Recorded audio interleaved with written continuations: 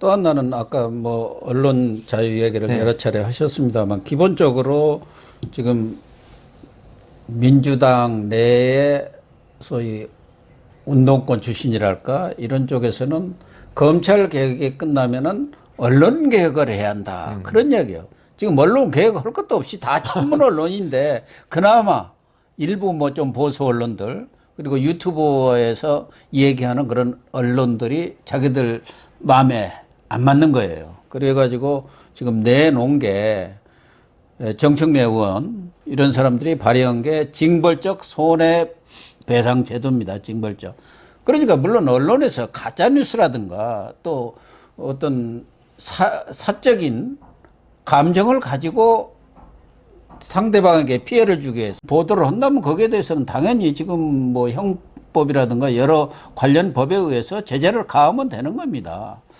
그런데도 불구하고 이런 징벌적 손배제도를 도입해 갖고 언론한테 지금 재갈을 또 좀 물리려고 구상을 하는데 이게 현실화 될지는 모르겠어요. 그게 작년에도 제기가 됐다가 당시는 이낙연 대표가 국무총리였습니다. 그래가지고 그때만 하더라도 아직은 뭐 이런 대선 관계라든가 이런 것에 좀 초연한 입장이었기 때문에 본인이 언론 출신 아닙니까? 그래서 그건 선거받아 해갖고 눌렀는데, 이번에는 이제 검찰 개혁이 자기들 나름대로 공수처도 출발했고, 윤석열 총장도 정직시켰으니까, 언론 쪽에 본격적으로 손을 대려고 나서지 않겠나 하는 생각이 들어요. 저는요, 이 징벌적 손해배상이 이제 퓨니티브 데미지라고 뭐 그래야 미국에 있는 제도인데요. 그것도 일부 주만 있더라고요. 그런데 미국에 있는 것도 대부분 이제 살인 사건, 그때 오제이 심슨 사건이라고 기억하실 겁니다. 있죠. 그때 그 죽은 부인의 유족들이 손해배상 소송을 제기했는데 아마 손해배상이 1200만 불. 근데 징벌적 배상으로 2000만 불. 배보다 배꼽이 더 커요, 미국은. 그리고 무슨 물건 하나 잘못 만들어 건강을 해치는 물건, 우리 옛날 왜 가습기 살균제 같이 그런 거 하면 징벌적 배상이 엄청납니다. 근데 그런 미국이 있죠. 언론에 대해서는 아예 꿈도 못 꿉니다. 제가 말씀드린 언론의 자유가 없는 그 정부를 전혀 바라지 않는 미국의 그 건국 이념 때문에 미국은 있죠. 그래서는 안 되지만 거의 허위 보도에 가까운 걸 해도 어떤 공인에 대해서 정치인 보도하는 걸 전혀 처벌을 안 합니다. 그 그렇죠. 정도로 왜냐하면 그런 걸 처벌하기 시작하면은 조금만 틀려도 나중에 처벌되는 언론의 자유를 완전히 그 말살하는 그게 될 수 있는 걸 미국의 건국의 아버지들, 파운딩 파더즈라 그러죠. 건국의 아버지들 그걸 생각하기 때문에 안 하는데요. 우리나라 언론에 대해 징벌적 배상한다는 거 있죠. 이건 정말 위험한 발상이고요. 왜냐하면은 우리가 지금 우리 헌법상 언론의 사전 검열을 못하도록 되어 있지 않습니까? 언론에 대한 통제는 있죠. 사후 통제가 돼야 돼요. 이게 일이 있고 나서 그 다음 사법부에 의해서 법원에 의해서 그리고 이제 민사적으로는 손해배상 형사적으로는 명예훼손 또는 모욕 이런 걸로 해야죠. 사법부의 통제가 돼야 되는데 이 법을 만들면 있죠. 거의 사전 통제가 될 수도 있어요. 언론이 이게 징벌적 배상이 된다는 거 하면은 재정 기반이 약한 언론들은 있죠. 못합니다, 이제. 그렇죠. 하고 싶으면 못합니다. 이러면서 언론이 점점 비판적인 언론이 말살돼 가는 겁니다. 사전 검열이에요, 일종의. 그래서 정청래 의원이 아주 입법을 많이 제안하시고 그러던데 이런 부분에 대해 정청래 의원도 더불어 민주당 의원 아닙니까? 민주당. 이면은요, 우리 헌법의 기본 정신, 그리고 언론의 자유를 왜 보장하는가, 여기에 대해서 다시 한번 생각해 보시고 입법 제안을 해야지요. 이게 입법이, 기분 나쁘다고, 언론이. 내 뜻에 맞지 않는 말을 막 한다고. 사실 정청래 의원도 사실 딴 사람 마음에 맞지 않는 딴 사람 가슴에 비수를 꼽는 말씀을 잘 하시더라고요. 그래가지고 지난 20대 공천도 못 받았지 않습니까? 김종인 대표 때. 대표적인 사람으로. 그리고 제가 정청래 의원을 만나본 적은 없습니다. 만나본 적은 언론에 나타난 걸 쭉 보면요. 아주 비수를 꽂는 말씀을 많이 하세요. 상대방의 기를 팍 죽이는. 언론 자유를 제일 많이 누리고 있고 지금 언론사의 무슨 토론이라든가 MBN의 판다라를 비롯해서 제일 많이 나가서 언론 자유를 누리는 분이 그러니까 그러신 분이 지금 권력을 잡고 있다고 나하고 반대되는 말을 하는 데 대해서는 이렇게 제압을 하겠다. 그런 취지의 법을 만들겠다. 이러시면 안 되고요. 제가 모 종편에서 나가다가 어떤 사유로 지금은 이제 못 나오고 있는데 그것도 일종의 언론에 대한 탄압이다. 저는. 그러면요 간접적인 탄압들이죠. 예, 그 종편에서는 저에 대해서 아무 생각이 없는데 어떤 데서 뭐가 들어왔는지 바람이 많이 들어오죠. 예. 저도 마찬가지 아닙니까? 다 잘려가지고 이제 유튜브 하는 거예요. 1호시잖아요. 1호. 그런 식으로 이게 그 언론의 자유에 대해서 나를 비판한 언론의 자유에 대해서 권력을 가졌을 때 막는 거 속은 시원할지 몰라도 있죠. 그게 반대로 됐을 때 부메랑이 될 수 있다. 우리가 군사 정권 시절에 언론 자유가 완전히 언론 통폐합까지 있었잖아요. 그때는 심지어. 그러면요. 해직 기자 사건. 언론 기본법 만들어가지고 다 통폐합 시켜. 그러니까 해직 기자 전에 동아일보 해직 기자 사건 이런 거 할 때 아마 정청래 의원 그때 몇 살인지는 잘 모르겠는데 엄청난 비판을 했던 분들일 겁니다. 아마. 그분들이 지금 정권 잡고 나서 이게 반대로 나오고 있거든요. 내가 한마디만 이제 더 붙일게요. 유신 정권 때 경범죄 처벌법이라고 있었어요. 지금도 있어요. 예. 경범죄 처벌법에 뭐가 있었냐면 유언비어 유포가 있었어요. 그러니까 그 정부의 뜻에 맞는 말을 하고 그다음 또 그때 뭐가 있었냐면 유신 체제에 비판적인 말을 하면 처벌받는 거 뭐 그랬어요. 근데 그 유언비어란 게 정권을 권력을 가진 입장에서 볼 때 유언비어예요. 그리고 유언비어가 나오는 이유가 뭐냐 하면은 언론 통로를 막아놨기 때문에 국민들이 카드라 통신으로 자기들 하고 싶은 말, 임금님기는 당나귀기를 갈대밭에 가서 하는 게 유언비어예요. 그걸 유비통신이라고 하지 않습니까? 그러니까요. 줄여서. 그것도 일종의 표현의 자유입니다. 예. 어떤 정권에 대해서 하는 거는. 그래서 그게 위헌적이라고 해가지고 아마 그 헌법재판소에서 이제 문민정부 되면서 그게 그 위헌으로 판단나가지고 그 조항이 없어졌어요. 그거하고 똑같은 거예요, 지금. 이게 그 징벌적 손해배상 이거는 내 마음에 안 드는 정권의 입맛에 안 맞는 그 보도를 언론을 하면은 싹을 자르겠다는 거거든요. 예. 제발 이러지 마시라. 그럼요. 더군다나 이 민주화 운동을 했던 사람들이 집권해가지고 오히려 욕하면서 배운다더니 그러니까요. 독재 정권보다는 또 더한 일을 했어야 되겠습니까? 맞습니다. 뭐 이것도 좀 다른 얘기인데 오거돈 부산시장이 또 성추행 사건이 지난 4월에 있어가지고 그동안 경찰 수사도 했고 검찰 수사도 받았는데 이게 유야무야 좀 봐주는 그런 수사가 이루어진 것 아니냐는 비난을 들었었는데 검찰에 넘어가서 수사를 하면서 그 이전에도 또 이렇게 성추행을 한 것이 드러난 것 같아요. 그래가지고 이번에는 구속영장을 재신청을 했는데 이것보단도 물론 뭐 성추행이라든가 박원순 사건, 뭐 안희정, 오거돈 사건들도 있었지만 검경 수사권 조정이 지금 이루어지지 않습니까? 그렇게 되면은 경찰의 권력이라는 게 엄청나게 늘어나지 않습니까? 지금 국정원에 있는 대공 수사권을 가져가요. 또 검찰의 상당 부분의 수사권을 이제 거기서 종결권까지 있는 그런 상황 아닙니까? 그렇지 않아도 경찰이라는 것은 늘 권력 앞에 취약해 왔던 것이 사실이고 실제적으로 자기들도 그래요. 거기 자기들의 임명권자는 민정수석이다. 거기서 청와대에서 다 쥐고 있는 건 뻔히 아는 거 아닙니까? 검경 수사권 조정 이런 부분도 경찰의 그런 권력 비대화에 맞게 견제장치라든가 뭐 이런 것들이 좀 마련돼야 할 텐데 그게 거의 지금 안 되고 있는 것 같아요. 말은 지금 경찰 본연의 그런 생활경찰하고 국수본을 만들어서 국가수사본부 사법경찰 미국의 FBI 같은 거 만들고 또 자치경찰 이 자치경찰은 또 이제 시도지사가 통제를 이렇게 복잡하게 나눠지는 그런 상황 속에서 과연 경찰이 제대로 된 그런 수사라기보다는 뭐 국민의 어떤 인권이라든가 안전이라든가 이런 것들을 보장할 수 있을지 그게 참 걱정이에요. 그래서 저는 개혁은 두 가지거든요.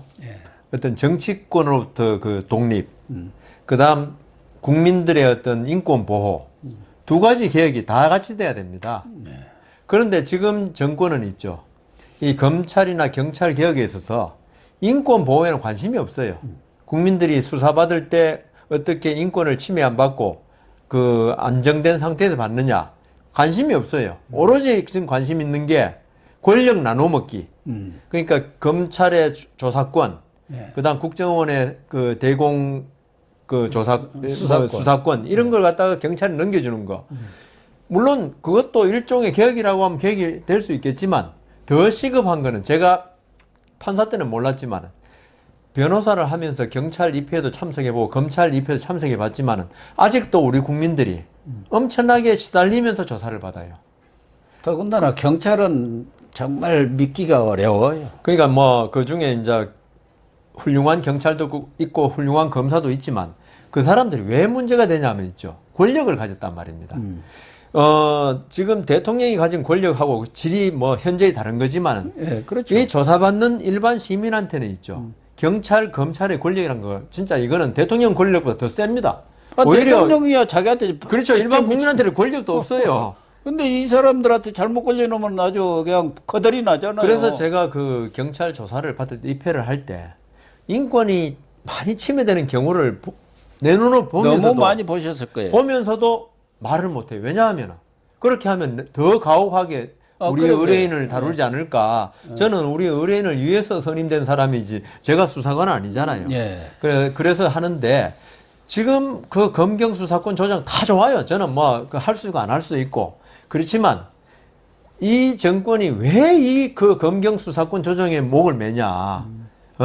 검찰을 그 완전히 무력화시키게 목을 매냐? 그 생각이 따로 있다는 거죠. 다른 데 있다는 거죠. 저는 한편 이런 생각도 계세요. 하도 이렇게 목을 매니까 진짜 본질적인 거는 지금 안 하고 본질적인 거는 국민들의 인권 보호예요. 수사기관으로부터. 그래서 검사는 한 2,000명밖에 안 되잖아요. 2,100명이라고. 2,100명. 그러면 곱하기 네 가족 하면 8,000명밖에 안 돼. 제가 지금 경찰 숫자를 정확히는 제가 옛날에 15만일 때 이야기 들었는데 지금 몇 명인지는 모르겠어요. 엄청나게 많은데. 그러면 곱하기 4하면 60만이에요. 표가 이게 훨씬 많아서 이런 거 아닌가? 그냥 워낙 저 본질을 안 건드리고. 경찰은 정포경찰, 그 정보 수집하는 경찰들만 해도 2,000명이 넘습니다. 그러니까 그래서 이 사람들이 어떻게 저는 법조인으로서 이 검찰, 경찰 개혁의 본질적인 거는 이거다. 아까 말씀드린 인권 보장이다 하는데 그건 관심이 없는 거 보고 왜 그럴까? 심지어 그런 사실은 아니겠지만 그런 생각까지 들 정도로 이런 생각이 들고 제일 중요한 건 있죠. 뭐 수사 전격권을 가지건 뭘 가지건 제일 중요한 거는 아까 민정수석이 임명한다 그랬습니까? 사실상 민정수석이 그게 중요한 겁니다. 그 정권에서 검찰, 경찰을 내 그 발밑에 수적으로 안 두겠다는 생각을 가지는 게 더 중요한 개혁이고 그다음 그렇게 임명된 검찰총장 그다음 경찰청장이 나는 지금 윤석열 안 그래도 지금 고난의 연속이지만 그런 생각을 가진 사람이 청장이 돼야 한다. 총장이 돼야 되고 이런 게 개혁이지. 그래서 그 정권이 입맛에 맞는 수사 이걸 안 하는 정말 자기 소신대로 수사하는 그럼 그래요. 지금 안 그래 조국 장관도 그랬고 왜 어떻게 검찰이 그 민주적인 통제를 하는 대통령이나 이런 사람 뜻에 안 맞는 수사를 하느냐. 그래 안 할 수 있어요. 할 수도 있고. 그러면 안 하면 나중에 법원에서 무죄 받는다 이거죠. 택도 아닌 사람을 수사했으면. 그러니까 검찰, 경찰에 대한 통제는 있죠. 정권이 해서는 안 되고 나중에 법원이 해야 돼요. 그리고 이 경찰에 대한 통제는 검찰이 해야 되고. 그러니까요. 그리고 이 검찰에 대한 통제는 법원이 해야 해야 되고. 하는 거죠. 그럼 무죄 나오고. 그러면 이제 그 택도 아닌 수사한 검사는 나중에 국민적인 지탄을 받고 아니면 그 사람 독직을 했으면 직권 남용을 처벌받고 이런 식으로 돼야지. 어떤 정권이 내 입맛에 맞는 그 수사를 안 하는 사람을 갖다 인사라든가 이번에 추미애 장관 봤잖아요. 이런 걸로 통제를 하겠다. 이거는 검찰 개혁을 지금 우리가 70년 됐는데 70년 전으로 되돌리는 겁니다. 일제시대 때 천황이 모든 특임관이라고 그랬어요. 예. 그 검사하고 판사는 천황이 임명했어요. 측임관인가, 측임관. 대통령, 황제가 임명하면 천황이 임명한 측임관. 그 시대로 지금 돌아가는 거예요, 지금.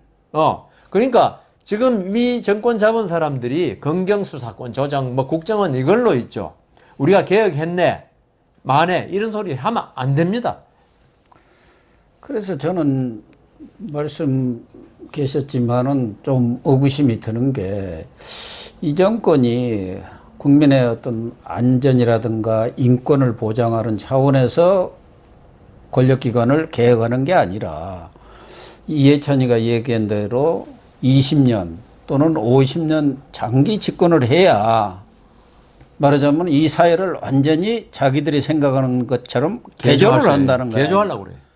그렇게 하기 위해서는 지금 공수처와 또 이 경찰을 자기들의 손아귀에 쥐고 이렇게 뭐 어떻게 보면은 약간의 전체주의적인 그런 식으로 공안 통치 비슷한 거, 경찰국과 비슷한 그런 쪽으로 몰고 가면서 꽉 국민들을 틀어저기라는 것 아닌가. 그리고 언론을 옥죄 가지고 입을 틀어 막고 그렇죠. 그러면서 자기들이 생각하는 장기 집권의 플랜을 완성해 가려는 어떤 그런 의도가 있는 거 아닌가 하는 의구심을 지금 가져요. 아까 그 우리 법 두 개 이야기 하시고 그다음 검경수사권 조정 이야기 하시고 했지만은 저게 문재인 대통령이 정말 그 나중에 퇴임하고 민주주의를 갖다가 옹호한 대통령이었다.